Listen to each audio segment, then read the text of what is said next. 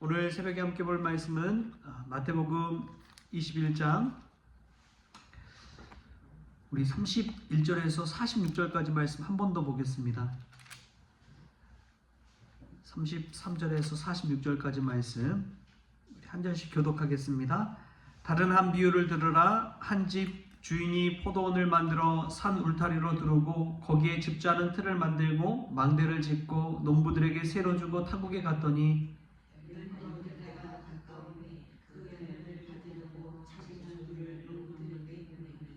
농부들이 종들을 잡아 하나는 심히 때리고 하나는 죽이고 하나는 돌로 쳤거늘 다시 다른 종들을 처음보다 많이 보내니 그들에게도 그렇게 하였는지라. 후에 자기 아들을 보내며 이르되 그들이 내 아들은 존대하리라 하였더니 농부들이 그 아들을 보고 손을 말하되 이는 상속자니 다 죽이고 그의 유산을 차지하자 하고 이에 잡아 포도원 밖에 내쫓아 죽였느니라. 그러면 포도원 주인이 오리되 그 농부를 어떻게 하였느냐. 그들이 말하되 그 악한 자들을 진멸하고 포도원은 제때에 열매를 바칠 만한 다른 농부들에게 새로 줄지니이다. 예수께서 이르시되 너희가 성경에 건축자들이 머리돌이 무들의 머리돌이 되었나니 이것은 주로 말미암아 것이요 우리는 내 귀에 듣다 이를 읽어보는 게 없느냐. 그러므로 내가 너희에게 이르노니 하나님의 나라를 너희는 빼앗기고 그 나라의 열매 맺는 백성이 받으리라. 이 돌 위에 떨어지는 자는 뺏기고 이 돌 위에 사람 위에 떨어지면 그를 가루로 만들어 흩뜨리라 하시니. 대제사장들과 바리새인들이 예수의 비유를 듣고 자기들을 가리켜 말씀하신 줄 알고 잡고자 하나 무리를 무서워하니 이는 그들이 예수를 선지자로 알미었더라. 아멘. 할렐루야. 말씀에서 귀한 은혜가 저와 여러분의 있기를 소망합니다. 오늘은 10월 1일 10월의 첫날이죠. 그런데 10월의 첫날이든 10월의 마지막 날이든 하루는 우리에게 똑같습니다. 늘 주어지는 하루는 똑같다는 사실, 그 사실을 생각하면 하루하루가 정말 귀하다는 것을 깨닫게 되는 것이지요. 1년 365일 중에 10월 1일 하루만 귀한 것이 아니라 매일매일이 귀한 줄 믿습니다. 매일매일의 성실함을 가지고 우리가 하나님 앞에 나아갈 때 또 하나님 안에서 열매 맺는 역사가 저와 여러분에게 있기를 주신 예수님의 이름으로 축원합니다. 오늘 말씀 보면은 상속자인 아들을 죽이는 이야기가 나오죠. 농부들이 아들까지도 죽이는 이야기가 나옵니다. 그런데 그 아들이 건축자의 버린 돌이 모퉁이의 머릿돌이 되었다라고 이야기합니다. 이것은 십자가 부활의 사건을 의미하고 있습니다. 하나님의 아들 예수 그리스도를 십자가에 달려 죽였지만 그럼에도 불구하고 사흘 만에 다시 예수님께서 살아나시잖아요. 건축자의 버린 돌이 모퉁이의 머릿돌로 쓰임받는다라는 것을 생각해 볼 때 예수님께서 버림받고 죽임당했지만 다시 살아나셔서 모퉁이돌로 쓰임받는 그러한 역사를 생각해 볼 수가 있습니다. 예수님은 이미 이 십자가의 죽음과 부활을 아시고 이렇게 이 말씀과 비유를 통해서 깨닫게 하시는 것이죠. 여러분, 건축자의 버린 돌이라는 것은 그냥 쉽게 넘어갈 이야기가 아닙니다.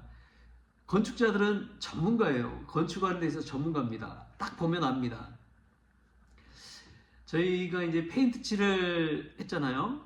얼마 전에 지난주에 이제 페인트 칠을 했는데 옥상에 가서 비전문가들은 오전이면 되겠지 하고 쉽게 생각을 했었어요. 근데 전문가는 그게 아니더라고요. 공정이 되게 여러 가지입니다. 벗겨내고 그냥 페인트 칠하면 될 줄 알았는데 그게 아니라 벗겨내고 또 이 틈 있는 것들을 다 메꾸고 그리고 이 곰팡이 있거나 지저분한 부분들은 또 다른 페인트로 미리 막 색칠을 하고 그 다음에 이제 수성 페인트로 전체를 하얀색으로 다 바르더라고요. 그 공정을 하니까 뭐 오후 한 4시쯤 돼서야 끝났습니다. 아침 9시 시작해서. 비전문가들은 반나절 안 걸릴 거야. 그냥 슥슥 이렇게 페인트 칠하면 되지. 그렇게 생각했는데 전문가가 탁 들어오니까 이 공정이 되게 까다로워지고 복잡해지고 힘들어지더라고요. 근데 하고 나면 제대로 되는 것을 볼 수가 있습니다. 이처럼 이 전문가들이 볼 때에 이 공정이 그냥 머릿속에 탁 그려지는 거예요. 하물며 건축자들이 딱 봤을 때 이 돌은 쓸모가 있다 없다, 정말 자질이 좋은 자질이다, 좋은 철골이다, 이런 것들이 그냥 딱 보면 나옵니다. 그런 건축자들이 버린 돌이라면 여러분 얼마나 쓸모가 없는 돌이었을까요? 이건 못 써, 새로 써야 돼, 전문가들이 보면 딱 나오잖아요. 그럼에도 불구하고 우리 주님은 오늘 말씀에서 이런 이야기를 합니다. 42절에 건축자들이 버린 돌이 모퉁이의 머릿돌이 되었나니 이것은 주로 말미암아 된 것이요 우리 눈에 기이하도다. 정말 기이한 일이 일어난 거예요. 신묘막측한 일이 예수님을 통해서 일어난 것입니다. 사람 중에서 건축자들의 버린 돌처럼 보여주는 이들이 있잖아요. 저 사람 죄인이고 저 사람 사람도 아니다 하는 사람들, 그러한 사람이 예수님의 손에 붙들렸을 때 그들이 모퉁이의 머릿돌이 되는 놀라운 역사가 일어난다는 것입니다. 사람에게는 저 사람이 희망이 없어, 가망이 없어, 미래가 없어, 비전이 없어 하는 사람도 예수님의 손에 붙들리면 하면 비전이 있고 미래가 있고 쓸만한 사람, 쓸모 있는 사람이 되는 것입니다. 하나님의 역군이 되는 것이지요. 얼마나 놀라운 일인지 모릅니다. 이것이 복음의 비밀입니다. 그 예로서 사도 바울이 있잖아요. 그는 핍박자였고 폭행자였고 그랬지만 하나님 손에 붙들림 받으니까 예수님으로 말미암아 변화되니까 이방인의 사도로 쓰임 받고 엄청난 일들을 이루잖아요. 그 많은 교회들을 세우잖아요. 그 많은 제자들을 예수님의 제자로 만들잖아요. 이것을 보면은 이거 건축자의 버린 돌이 진짜 모퉁이의 머릿돌이 될 수 있구나 라는 것을 깨달을 수가 있는 것이죠. 여러분, 어떤 돌이, 그렇게 버림받은 돌이 모퉁이의 머릿돌이 될 수 있을까요? 말씀에서도 보면은 예수님께서 그런 말씀합니다. 대제사장과 바리새인과 서기관들보다 세리와 창기가 하나님 나라에 먼저 올라갈 것이다, 먼저 들어갈 것이다, 그런 말씀을 하세요. 그런데 여러분 한번 생각해 보십시오. 모든 세리와 모든 창기가 다 그렇게 됩니까? 창기와 세리만 무조건 다 하늘나라에 먼저 들어갑니까? 아니라는 거예요.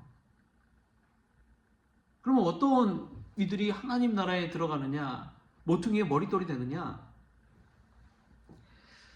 오늘 43절에 이렇게 예수께서 말씀하십니다. 그러므로 내가 너에게 이르노니 하나님의 나라를 너희는 빼앗기고 그 나라의 열매 맺는 백성이 받으리라. 열매 맺는 백성이 하나님의 나라에 들어가고 하나님의 나라를 받게 되는데 그 열매가 무엇이냐? 회개의 열매입니다. 나는 죄인입니다 라고 고백하는 회개의 열매입니다. 내가 누구인지를 분명히 깨닫고 내가 청지기임을 깨닫고 내가 소유한 자가 아니라 나는 주님이 주신 은혜를 그냥 받고 관리하는 자다. 나는 주님의 은혜 때문에 이 모든 세상 사람들에게 빚진 자다 라는 심정을 가진 사람이 맺는 열매입니다. 우리가 하나님의 은혜를 받고 나면은 그 은혜 때문에 늘 감사와 기쁨으로 살잖아요. 구원의 감격과 기쁨으로 살잖아요. 세상의 모든 이들에게 빚진 자라고 하는 이 바울의 고백이 나의 고백이 되어버립니다. 하나님의 은혜를 받고 나면은 어떻게 되느냐? 세상을 바라볼 때 내가 정말 하늘에 빚진 자고 땅에 빚진 자고 부모에게 빚진 자고 내 친구들에게 빚진 자고 성도들에게 빚진 자고 내 주변 지나가는 많은 이들에게 빚진 자구나. 이런 은혜를 깨닫게 되는 것이죠. 바울은 그 하나님의 은혜가 얼마나 컸든지 헬라인이나 야만인이나 유대인이나 상관없이 자신이 만나지도 못하고 자신과 관여되지도 못한 이들에게조차도 빚진 자라고 고백합니다. 은혜의 영역이 얼마나 커져버립니까? 하나님의 은혜를 받을 때 우리는 내 스스로가 잘나서 사는 인생이 아니라 내가 빚진 자구나 라는 것을 깨닫게 되는 줄 믿습니다. 그런 사람들이 모퉁이의 머릿돌로 쓰임받는 거예요. 내 공로를 주장하고 내 자기 자랑을 하고 이런 사람들은 절대 쓰임받을 수가 없습니다. 그런데 주님, 나는 아무것도 아닙니다. 나는 예수님 안에서 죽었습니다. 내가 이만큼 살아간 것도 하나님의 은혜입니다. 이 고백을 하는 자가 모퉁이의 머릿돌로 쓰임받는 것이죠. 여러분, 어느 조직이나 어떤 사회나 늘 이 모퉁이의 머리털처럼 쓰임받은 이들이 있습니다. 이름도 없이 빛도 없이 수고한 이들이 있잖아요.